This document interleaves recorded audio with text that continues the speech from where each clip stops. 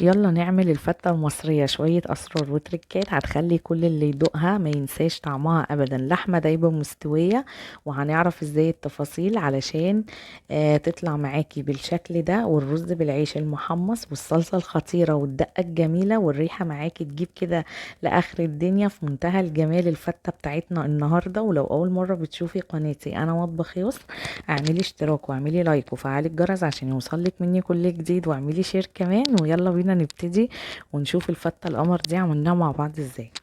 اول حاجة هنا كده معانا في حلة على النار فيها مية اللي وسبناها كده لحد ما غلت. هنا معاها حطيت اللحمة. لو انت بتحبي تغسلي اللحمة هتنقعيها في مية كده وحبة من الملح، وبعد كده بتشطفيها، وبعد كده بقى تحطيها كده في المية المغلية كده اهي. بعد كده عملت ريم، بعد ما غلت عملت ريم معايا، ابتدي ان انا اشيله عشان ما يعملش اي زفارة. وهنا ضفت ملح وفلفل اسود وورق لورا وحبهان، وضفت بصلاية كمان كده وسط. وحوطت عليها بقى النار خالص واسيبها بقى لحد ما تستوي، وهتبقى معانا بالشكل ده. لما بتوطي عليها النار تديكي شوربة حلوة وتستوي معاكي بسرعة. كده استوت وبقت تمام كده معانا، وبقت الشوربة جاهزة. هنبتدي بقى نعمل مع بعض دلوقتي الصلصة بتاعت الفتة. هنا كده معلقة توم. نزلت كده اهوت، هنا اهوت فيه زبدة وفيه سمنة، سبتهم سخنوا ونزلت عليهم كده بمعلقة من التوم صغيرة. هسيب كده التوم اول ما هيخش كده لونه يصفر معايا، هنزل برشة من الكزبرة الجافة وهديها كده تقليبة مع التوم. وبعد كده هنزل بربع كوباية من الخل. وبعد كده هننزل بعصير الطماطم، طبعا بتبقى ضربوها في الخلاط ومصفياها، وهقلبها. وبعد كده هنزل بقى بالبهارات، ملح وفلفل اسود بس وبابريكا، والملح طبعا بيبقى حسب الرغبة. وهبتدي اقلبها وهغطيها بقى وهسيبها لحد ما ايه تتسبك. وعقبال بقى ما هي نغطيها كده ونسيبها تتسبك، هنشوف هنعمل مع بعض ايه تاني. هنا بقى هنعمل الدقة بقى اللي بالخل والثوم بتاعت الفتة في منتهى الجمال. برضو هنا سمنة كده وزبدة، وحطيت برضو معلقة كده من الثوم، وهسيبه كده لحد ما هيبتدي كده اقلبه لحد ما يصفر. وانزل برضو برشة كده من الكزبرة الجافة وهقلبهم. وبعد كده هنزل بربع كوباية كده من الخل. وبعد كده هناخد بقى من الشوربة اللي بتاعة اللحمة. وطبعا يعني وانت بتحطي تخلي بالك بقى من البصل او ورق اللورة او كده، او لو حابة تصفيها صفيها. وهبتدي انزل كده بكم كبشة كده من الشوربة زي ما انتوا شفتوا. وبعد كده هو هنحط بقى ملح وفلفل اسود، وهقلبها وهسيبها بقى لحد ما هتغلي معايا ونشوف شكلها. هنا بقى بعد ما غلت كده اهي، بقت الدقة خلاص اللي بالخل والثوم جاهزة، والصلصة هنا خلاص اتسبكت معايا وبقت جاهزة.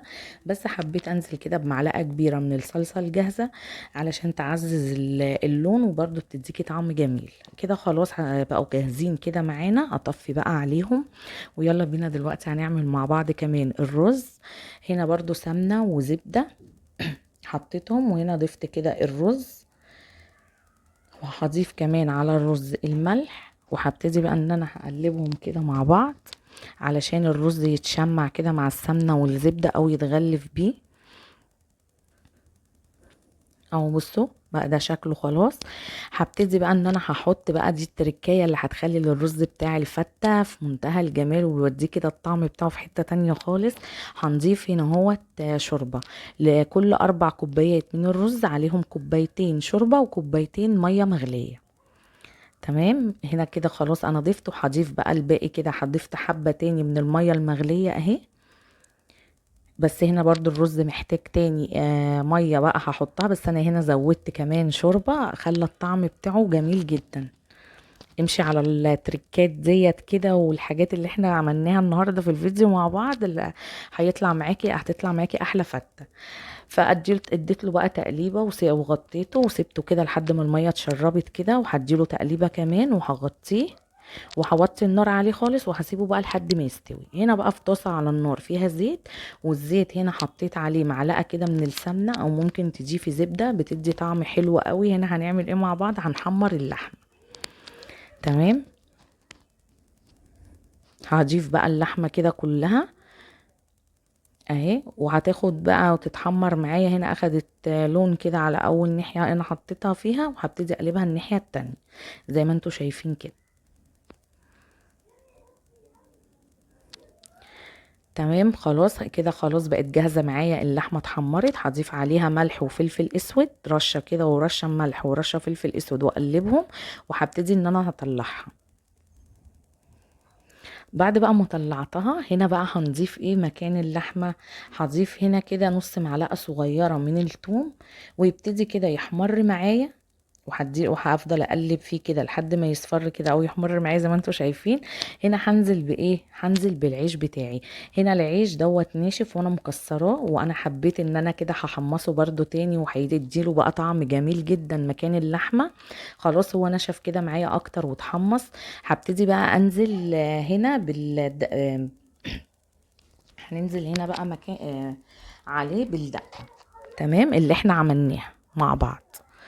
هتديله بقى كام كبشة كده هوت من الدقة، على كام كبشة من الشوربة، وبعد كده هنديله برضو كام كبشة كده من الصلصة. وانت بقى بتعملي افضلي قلبي كده زي ما انت شايفة.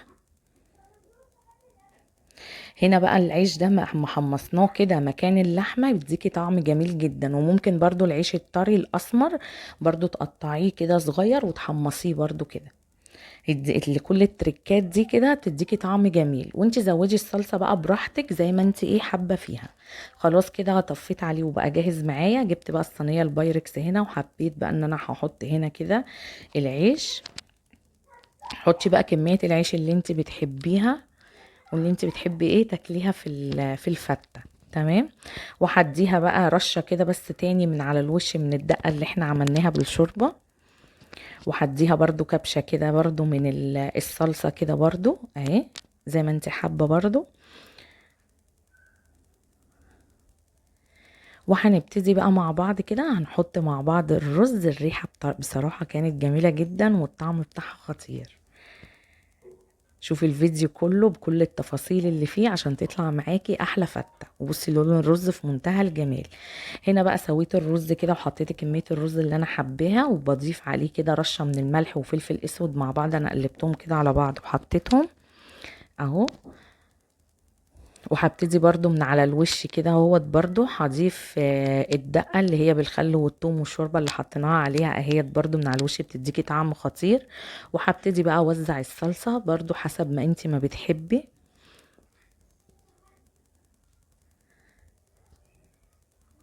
وهنبتدي بقى نرص مع بعض كده اللحمة من على الوش. وكان في طريقة للحمة المسلوقة حولناها للكباب، كانت برضو طريقتها موجودة على القناة لو حابين ان انتوا ترجعوا لها وتغيروا برضو في الاكل معاك. بصوا ايه رأيكم بقى في جمال اللحمة والفتة النهاردة بتاعتنا في منتهى الجمال. بصوا الطبقات وفي منتهى الجمال الفتة. وبصي اللحمة مستوية ودايبة وشكلها روعة. يا رب النهاردة يكون الفيديو عجبكم، واستنوني في فيديوهات جديدة. مع السلامة.